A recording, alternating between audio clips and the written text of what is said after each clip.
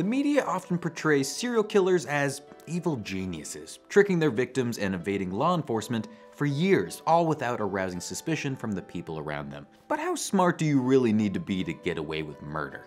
Is the IQ of the average serial killer really that much higher than that of the rest of the population? Hi, I'm Justin Dodd. The idea that the most prolific murderers boast exceptional intelligence is one of several misconceptions about serial killers I'll be debunking today, from their supposed obsession with sex to the efficacy of criminal profiling. Let's get started.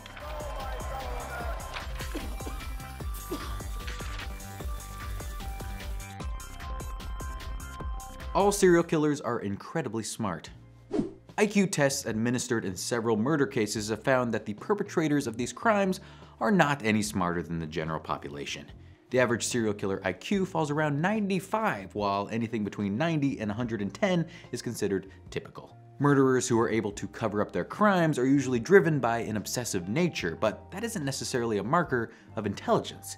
This myth about superior intelligence may have contributed to the idea that serial killers only get caught because they want to. But that's probably not quite right either. According to the FBI's website, as serial killers continue to offend without being captured, they can become empowered, feeling they will never be identified.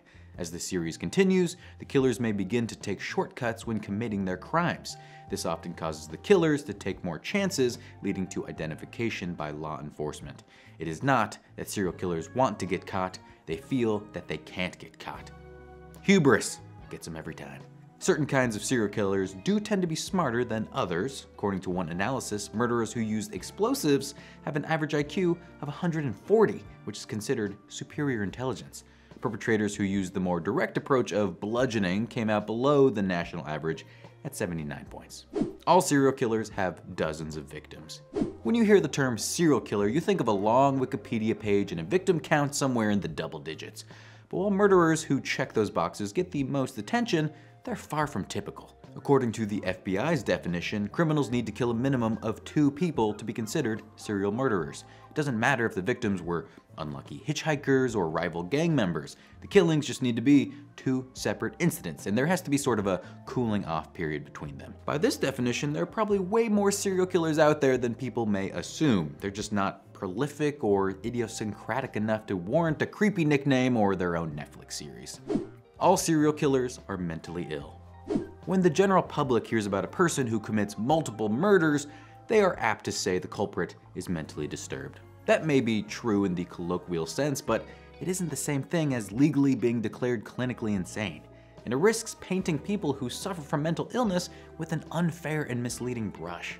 There are a few different tests for the insanity defense to hold up in court, but the most famous is if the defendant is determined to have been mentally incapable of understanding the gravity of their actions when committing the crime. Under this strict definition, very few murderers qualify as legally insane. When serial killers do have mental disorders, they rarely suffer from the psychotic conditions that pop culture conflates with violent behavior, such as schizophrenia. As Scientific American explains, serial killers are much more likely to exhibit antisocial personality disorders such as sociopathy or psychopathy, which are not considered to be mental illnesses by the American Psychiatric Association. People with these conditions may exhibit a lack of empathy or remorse, but they are still intellectually capable of distinguishing right from wrong.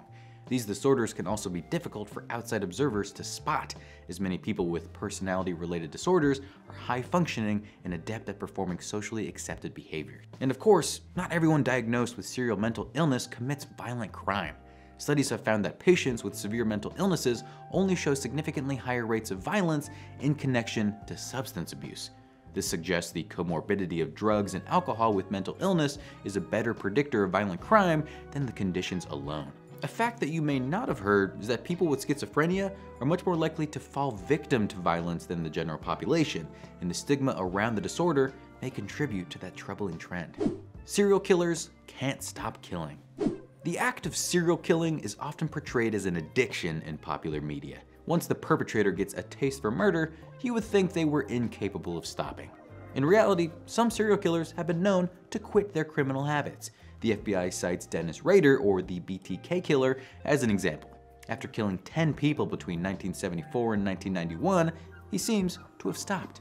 Rader was arrested in 2005, apparently 14 years after his last murder. Sometimes a change in circumstances like a move or a marriage can interrupt a serial killer's life of crime.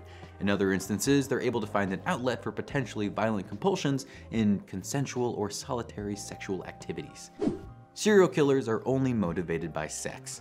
That brings us to our next misconception: all serial killers are driven by sexual urges. This idea comes from the fact that many of the most famous serial killers sexually abuse their victims, including Albert Fish, Ted Bundy, and Jeffrey Dahmer. There is indeed a sexual component to many serial killings, but sex is not the only reason these crimes happen. Greed is another common motive. H.H. Holmes, a serial killer who operated in Chicago in the late 19th century, amassed great wealth through his murders by taking out insurance policies on his victims and stealing their property. Some killers seek excitement or an outlet for anger. This was likely a factor in the DC sniper killings of 2002, during which John Allen Muhammad and Lee Boyd Malvo shot 13 victims, killing 10 of them. All serial killers are loners. It's easy to see why serial killers are so often painted as social outcasts. If someone is capable of breaking a taboo as serious as, murder, it's hard to imagine them functioning as a normal member of society. But many serial killers lead seemingly normal lives before they're apprehended. Seemingly being the key word. The FBI writes in its report on serial murder that the majority of serial killers are not reclusive social misfits who live alone. Many of them have families, neighbors, co-workers who would never suspect them of violence. The ability of many serial killers to lead apparently normal lives sometimes explains how they're able to get away with their crimes long enough to kill multiple times. When it comes to their criminal activity, most repeat murderers do like to fly solo, but not every serial killer is a lone wolf by definition. Approximately 10% of these offenders kill in groups of 2 people or more.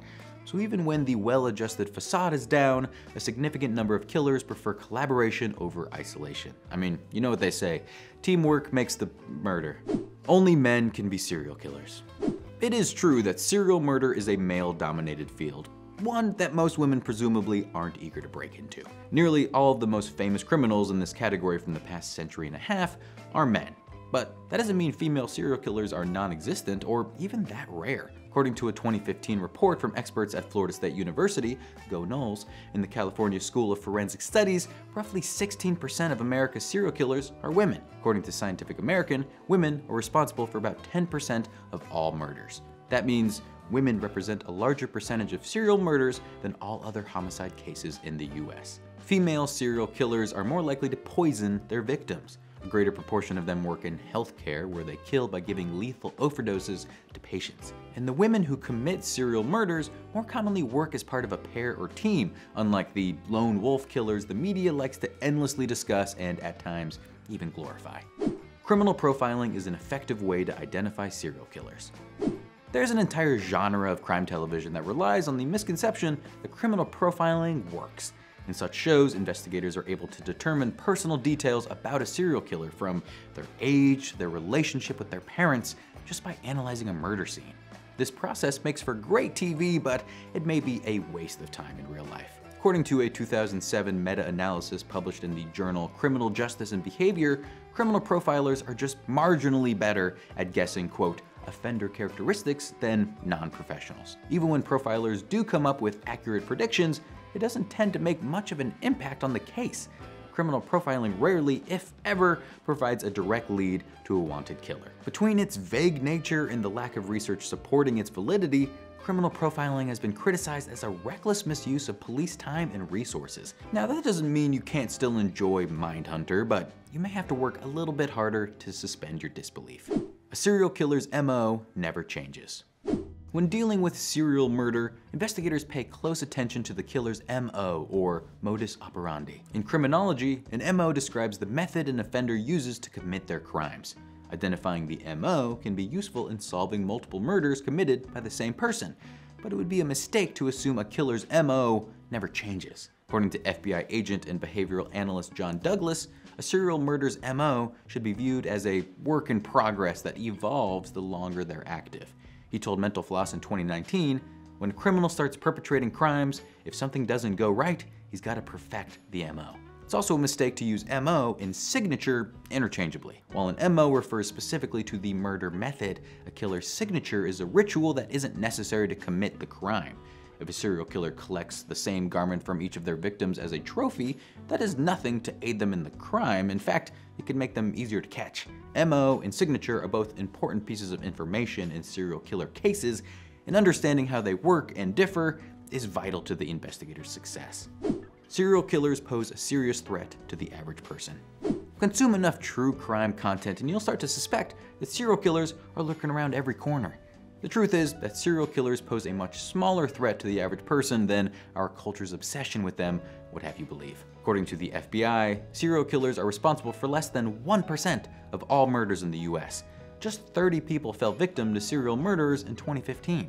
The reality is that the 24,576 homicide victims who were murdered in the US in 2020, for example, were much more likely to be targeted by someone they knew than a random person who's out for blood.